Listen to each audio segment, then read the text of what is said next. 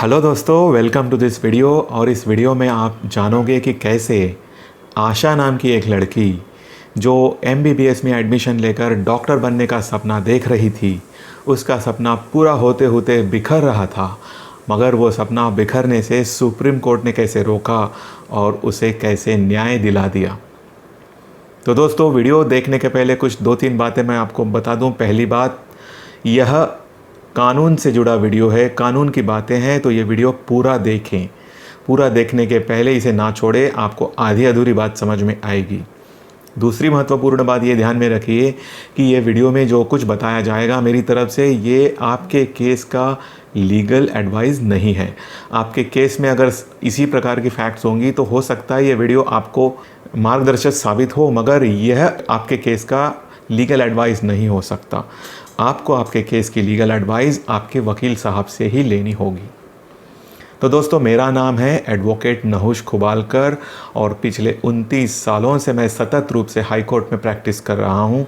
कई सारी केसेस मैंने हैंडल की है हाई कोर्ट में, और ये चैनल मैंने जो शुरू किया है वो इसी उद्देश्य से प्रेरित होकर कि inspire to inform, educate and motivate. तो उसी उद्देश्य को पूर्ति करते हुए ये वीडियो मैं बना रहा हूँ।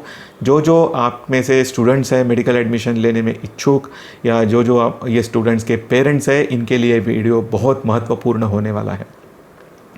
तो दोस्तों, हुआ यूँ कि आशा नाम की एक लड़की थी जो कि अपनी 12th स्टैंडर्ड एग्ज़ाम 75% मार्क्स से पास हो गई। वो सपना देखती थी कि वो एमबीबीएस में एडमिशन लें और डॉक्टर बने। तो मई 2011 में जो एक पंडित बीडी शर्मा नाम की यूनिवर्सिटी थी, उसने एक नोटिफिकेशन जारी किया मेडिकल एंट्रेंस एग्ज़ाम लेने का। 12 जून 2011 ये तारीख तय हुई थी मेडिकल एंट्रेंस एग्ज़ाम की, जो एग्ज़ाम एमबीबीएस, बीडीएस और बीएएमएस इन 3 कोर्सेज़ के लिए थी। आशा ये एंट्रेंस एग्ज़ाम सक्सेसफुली पास कर गई और उसको 832 मार्क्स मिले। उसका मेरिट लिस्ट में नंबर था 13, और उसने जिस कैटेगरी में अप्लाई किया वो कैटेगरी थी BCB, मतलब कि बैकवर्ड क्लास बी कैटेगरी, और ESM कैटेगरी यानी कि एक्स सर्विसमैन कैटेगरी। ये दोनों कैटेगरीज़ में उसने अप्लाई की थी। इसके बाद फर्स्ट राउंड ऑफ काउंसलिंग जब हुई, जो तारीख थी मेरे 14 जुलाई और 15 जुलाई 2011, ये पहले राउंड ऑफ काउंसलिंग में वो अपीयर हुई, मगर अनफॉर्चुनेटली उसको एमबीबीएस में एडमिशन नहीं मिली, क्योंकि फ़र्स्ट राउंड ऑफ काउंसलिंग में जो भी स्टूडेंट्स थे उसमें ये लड़की का मेरिट नीचे था। इसलिए इस लड़की को एडमिशन दी गई बीडीएस में। अब दोस्तों, आप जानते हैं कि जब एमबीबीएस और बीडीएस का कंपैरिजन की बात आती है तो एमबीबीएस को प्रेफर किया जाता है, क्योंकि एमबीबीएस में बहुत सारा कंपटीशन होता है, उसकी डिमांड ज़्यादा है। कोई भी चाहता है कि डॉक्टर अगर बनना है तो एमबीबीएस में एडमिशन मिले, ना कि बीडीएस में। बीडीएस यानी कि बैचलर ऑफ डेंटिस्ट्री। और of course third preference BAMS को होता है, तो यहाँ बीएएमएस का तो कोई सवाल नहीं था। इस लड़की को बीडीएस में एडमिशन मिली। बीडीएस में एडमिशन लेने के बाद भी एमबीबीएस के राउंड्स चल ही रहे थे, और ये वेट कर रही थी कि सेकंड राउंड ऑफ काउंसलिंग कब डिक्लेयर हो। तो 12 सितंबर 2011 को एमबीबीएस का second round of counselling declare हुआ, और उस तारीख को आशा ने एमबीबीएस एडमिशन मिलने के लिए अपने आप को एडमिशन बोर्ड के सामने प्रस्तुत किया। अब हुआ यूँ कि जब वो वहाँ पर थी, उपस्थित थी, उसके बाद भी उसका नाम का पुकारा हुआ ही नहीं।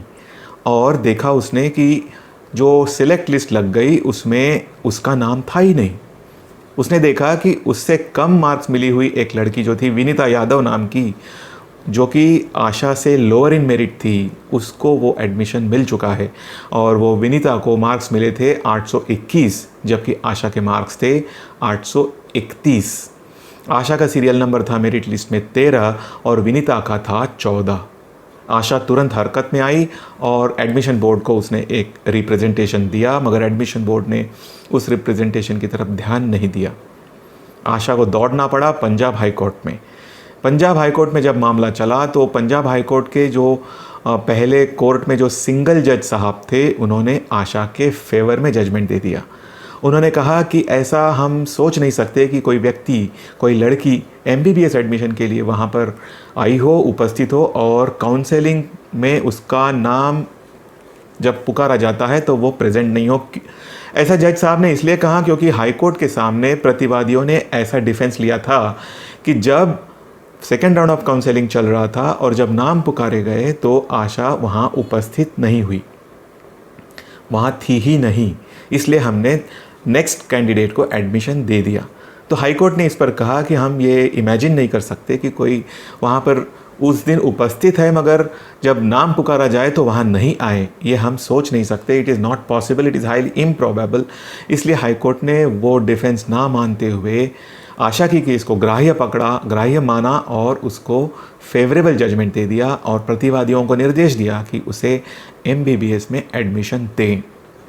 इस जजमेंट के खिलाफ जो अथॉरिटीज़ थी, जो बोर्ड था, एडमिशन बोर्ड, उन्होंने उसी हाई कोर्ट में डिवीज़न बेंच के सामने एक अपील दाखिल कर दी सिंगल जज के जजमेंट के खिलाफ।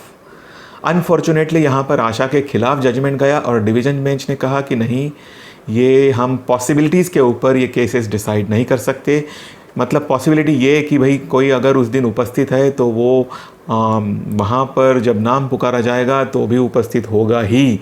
इस तरह की जो पॉसिबिलिटी सिंगल जज महोदय ने एंटरटेन की है वो पॉसिबिलिटीज़ पे हम नहीं जा सकते। और इसके अलावा आशा को BDS में एडमिशन मिल चुकी है, एडमिशन वो परस्यू कर रही है, कोर्स चल रहा है, इसलिए वो MBBS में एडमिशन देने की कोई ज़रूरत नहीं है।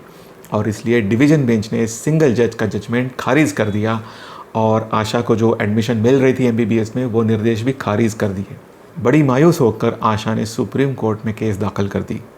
सुप्रीम कोर्ट में जब मामला चला तो सुप्रीम कोर्ट ने जो रिस्पोंडेंट का डिफेंस था उस पर यकीन करने से इनकार कर दिया।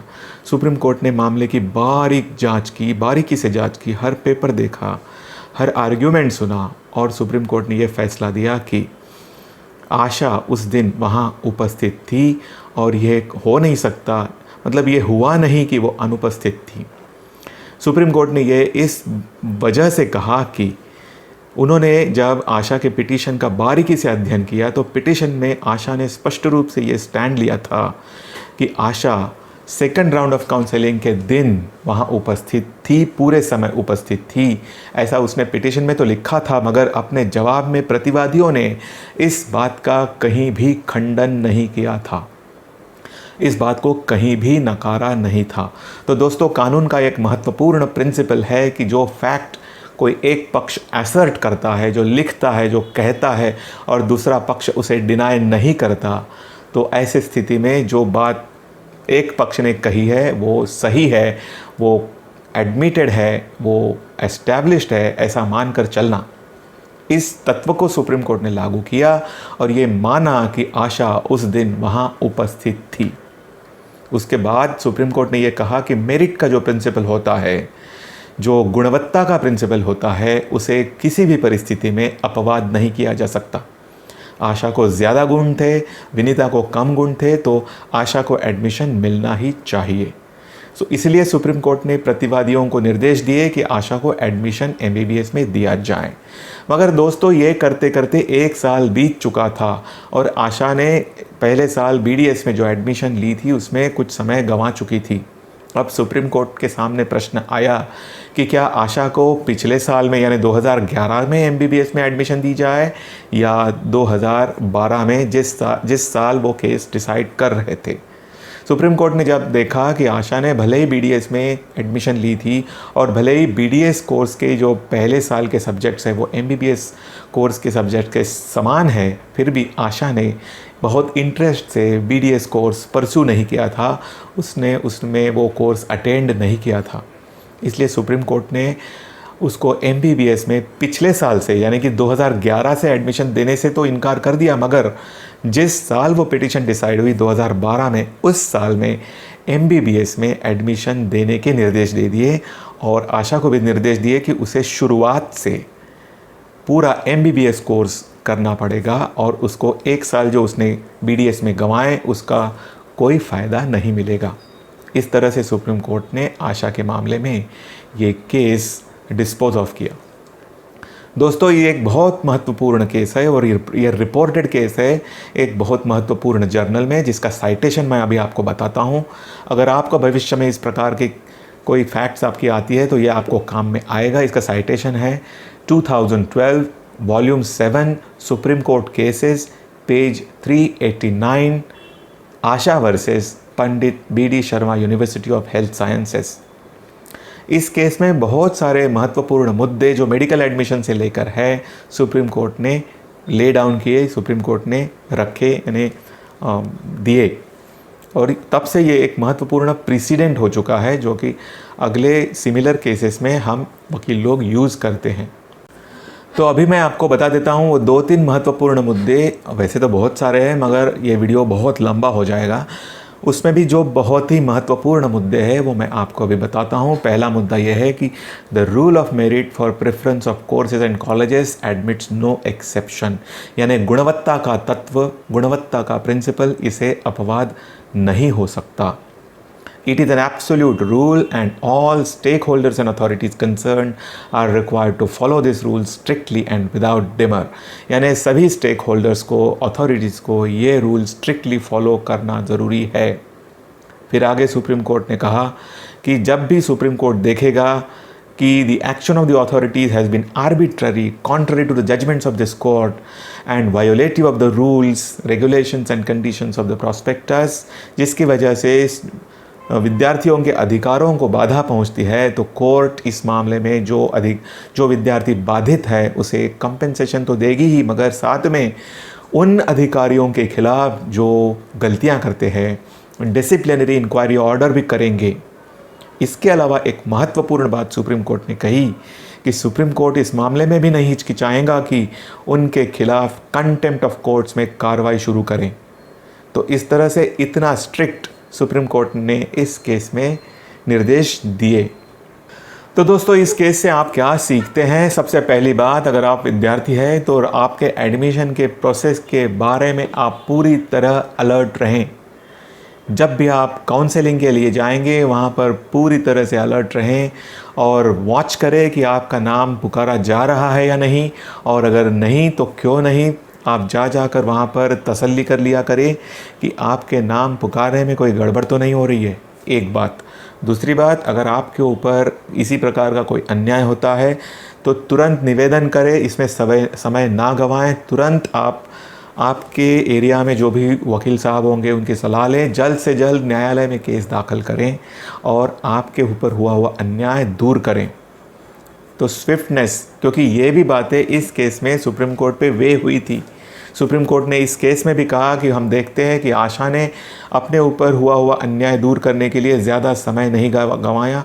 तुरंत उसने एडमिशन बोर्ड को रिप्रेजेंटेशन दिया और तुरंत वो हाई कोर्ट में केस दाखिल करी। तो ये जल्द से जल्द करने का जो बात है वो भी सुप्रीम कोर्ट के मन में आशा के फेवर में वे हुआ। ये भी एक महत्वपूर्ण मुद्दा रहा।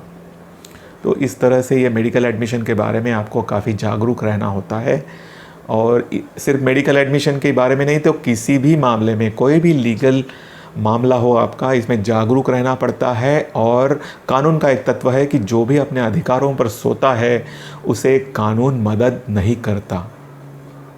तो आज के लिए इतना ही। थैंक्स फॉर वॉचिंग, और आशा करता हूँ ये वीडियो आपको बहुत पसंद आया होगा, और पसंद आया होगा तो ज़रूर लाइक करें, पसंद नहीं आया होगा तो डिसलाइक करें। ज़रूर शेयर करें लोगों के साथ, ज़रूर मेरे चैनल को सब्सक्राइब करें ताकि इसी तरह से आपको आगे चलकर कई सारे वीडियोस मिल जाएंगे। Thank you for watching, bye, take care.